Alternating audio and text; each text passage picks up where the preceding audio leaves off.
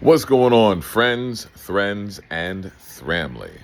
It is a rather chilly and frosty Saturday here in the United States of Siege, and of course, the smell of Trumpster fire still rages on.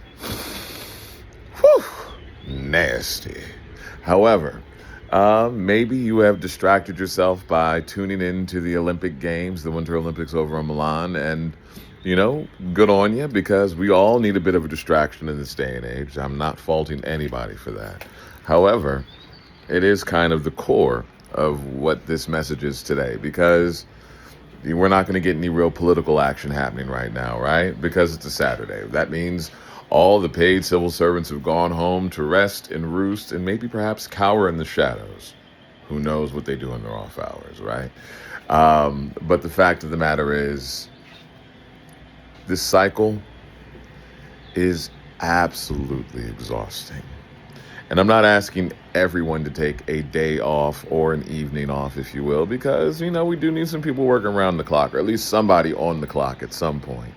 However, and it feels like it's increasingly hard in a day and age and a time in particular in history where every single fucking headline is a trigger warning, or at least should come equipped with one, right? Like, there needs to be black redaction bars over the mastheads of every major newspaper at this point. It's a lot. It's too much. And I am not advocating for a mass timeout overall, but saying the timeout is warranted. Remember, these powers that be, those who would have us silenced or I guess numbed to the point of inactivity and apathy, want us to stop. And we really can't stop.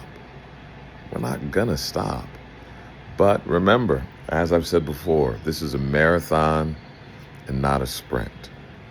There are more than enough hands currently doing work. And if you aren't taking care of yourself, then you aren't doing the good for yourself that allows you to do the good for everyone else. And this is for the collective, for all of us. I mean, if it's self-preservation, it is you against everything else. I get it. Claw, scratch, fight, bite, whatever you got to do to get out from the thing. But we are all in this together. And more of us than I think we realize in any given moment are in this together, working actively, vehemently to upend what we've known, to understand what we need to see, and change it for the better. So if you've been like, maybe I need to look at this file one more time, or maybe I should make dinner, not a choice. Make dinner. It's, do I need to watch this thing that's going to make my soul feel a little bit better? Do I need to go deeper and darker into this thing that's going to just turn my brain inside out? The brain inside out thing is still going to be there, I'm pretty certain, although they're redacting with remarkable inefficiency, so you might have to get to it sometime next year.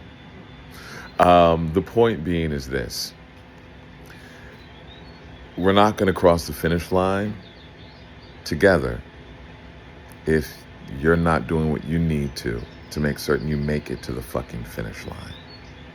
So please, everyone out there doing their due diligence, doing the dirty work, I'm not saying stop forever, but maybe, particularly if the family's tapping you on the shoulder, stop for now. Pick it up in the morning. Pet your puppy. Cook some dinner. Play with the kids.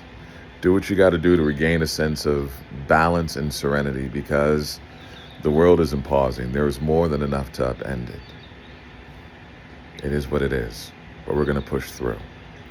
We still work to honor the memories of Keith Porter, Renee Good, and Alex Preddy, and their sacrifices. Their lives lost were not in vain. We stand with Minnesota. We stand with Maine and every city and state that is potentially under siege from this bullshit-ass incel Gestapo and this ridiculous fucking regime. We believe the survivors. We believe Sasha and Carrie and Amanda and all the voices that have found the strength to come forward. And as we let those choruses resound and echo in our heads and hearts, remember that we need to sleep tonight, and tomorrow we can wake up and rise the fuck